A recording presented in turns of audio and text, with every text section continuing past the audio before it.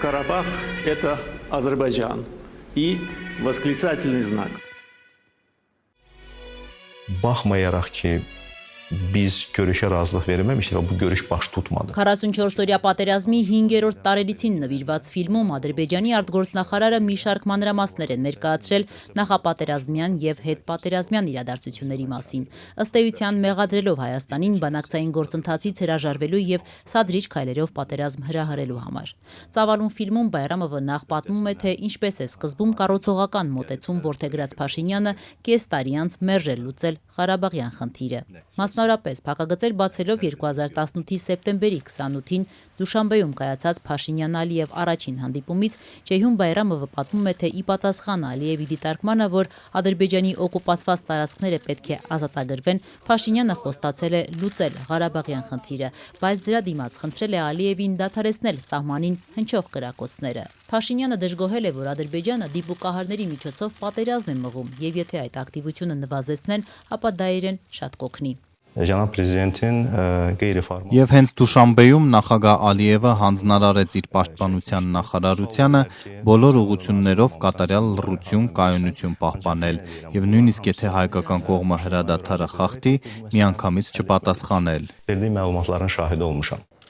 Սակայն 6 ամիս անց արդեն 2019-ի մարտի 29-ին ԵԱԿ Մինսկի խմբի միջնորդությամբ Վիեննայում Փաշինյան-Ալիև հերթական հանդիպմանը Ադրբեջանի արտգործնախարարի խոսքով Հայաստանի վարչապետն արդեն կտրուկ փոխել է դիրքորոշումն ու տոնայնությունը եւ ըստ Բայրամովի բացեի բաց հայտարարել, թե չի կարող եւ չի լուծելու Ղարաբաղի խնդիրը։ Gətirir ki, mən bunu etsəm məni öldürərlər. Դուք ուզում եք, որ ինձ սպանեն, ըստ Բայրամովի Ալիևին հռետորական հարց է տվել Փաշինյանը, ինչին ի պատասխան Ալիևն ասել է, թե ընդհանրապես չի ցանկանում որևէ մեկին սպանել, բայց դա չի նշանակում, որ ադրբեջանական տարածքները պետք է օկուպացված մնան։ Իդեպ ադրբեջանական հեռուստաընկերության հետ զրույցում Բայրամովը պատմել է, որ 2018-ից 20 թվականներին հայկական կողմի սադրանքների մասին մի ծավալուն փաստաթուղթ էին կազմել, որը թե նախապատերազմական եւ թե հենց պատերազմի օրերին ներկայացրել են արտերկրի դիվանագետներին եւ գործընկերներին։ Ադրբեջանի արտաքին քաղաքական գերատեսչության ղեկավարը հատուկ հիշեցրել է Վիեննայի հանդիպման հենց հաջորդ օրը 2019-ի մարտի 30-ին Հայաստանի պաշտպանության նախարար Դավիթ Տոնոյանի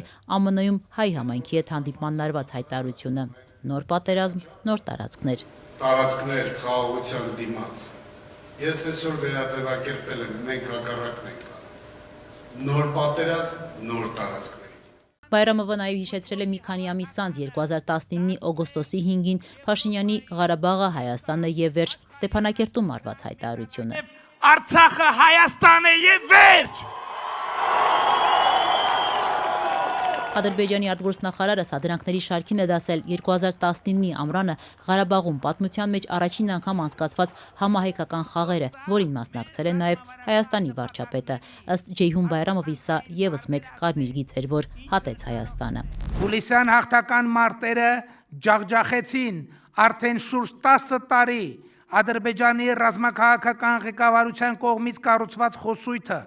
ապացուցելով, որ Ղարաբաղի հարցը չունի ռազմական լուծում։ Ադրբեջանի արտաքին քաղաքական գերատեսչության ղեկավարը եւս մեկ սադրանք է որակել արդեն 2020-ի հուլիսի 12-ից 16-ը Թովուզի ուղղությամբ տեղի ունեցած Տաղվուշյան մարտերը ու դրանց հետևած հայկական կողմի նախապայմանները։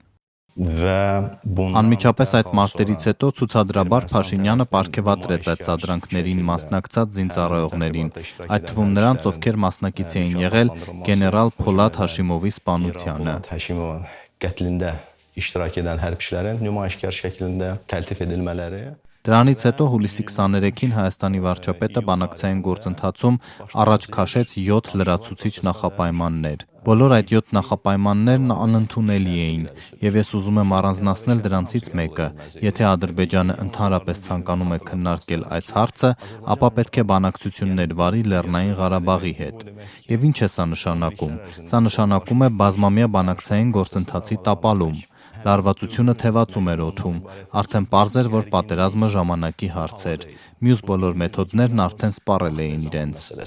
Bütün digər üsullar tükənib. Խոսելով արդեն 44-օրյա պատերազմի օրերի մասին, Բայրամովը մի շարք մանրամասներ է ներկայացրել ռազմական գործողությունները դադարեցնելու շուրջ տեղի ունեցած բանակցությունների մասին։ Հիշատակելով Մոսկվայում հոկտեմբերի 9-ին Վլադիմիր Պուտինի միջնորդությամբ տեղի ունեցած բանակցությունները, Բայրամովը պատմում է, որ առաջարկվող փաստաթղթում որևէ խոսք չկար ադրբեջանական օկուպացված տարածքները ազատագրելու մասին, ինչը բնականաբար Ադրբեջանը մերժել է եւ պահանջել Հայաստանից օկուպացված տարածքներից դուրս գալու կոնկրետ ժամանակացույց ներկայացնել։ Մինչդեռ Հայաստանի արտգործնախարար Զոհրաբ Նացականյանը ըստ Բայրամովի դժգոհել է, ասելով, որ այդպես չի կարող լինել եւ Ադրբեջանը պետք է վերադառնա մինչեւ սեպտեմբերի 27-ը գոյություն ունեցող սահմանային իրավիճակին։ Ադրբեջանը սակայն իր դիրքորոշումը չի փոխել, առաջարկելով բանակցությունները դադարեցնել եւ շարունակել հաջորդ օրը։ Հենց այս քննարկումների ընթացքում արդեն հայտնի է դարձել, որ ադրբեջանական բանակը գրավել է Հադրութը, ինչն էլ արդեն որպես գործոն Բաքուն օգտագործել է բանակցություններում։ Նացականյան orada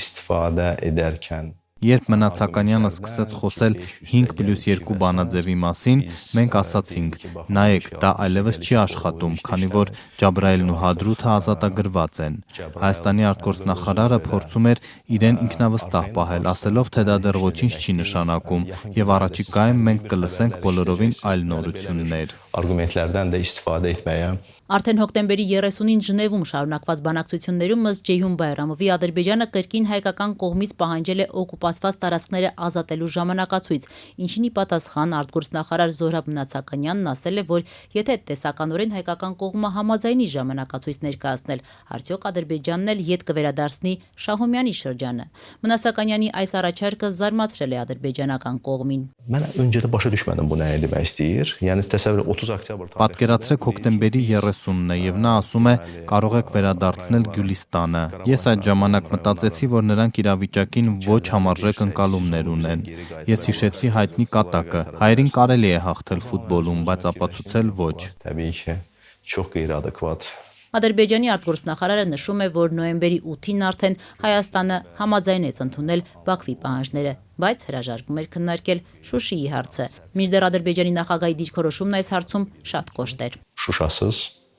bu məsələ həll ola bilməz. Առանց Շուշիի այս հարցը լուծվել չի կարող, Շուշին բանակցությունների առարկա լինել չի կարող, եւ դա էր պատճառը, որ երբ ադրբեջանական հատուկ ջոկատայինները մտան Շուշի, հայկական կողմը փորձեց հակագրոհ իրականացնել։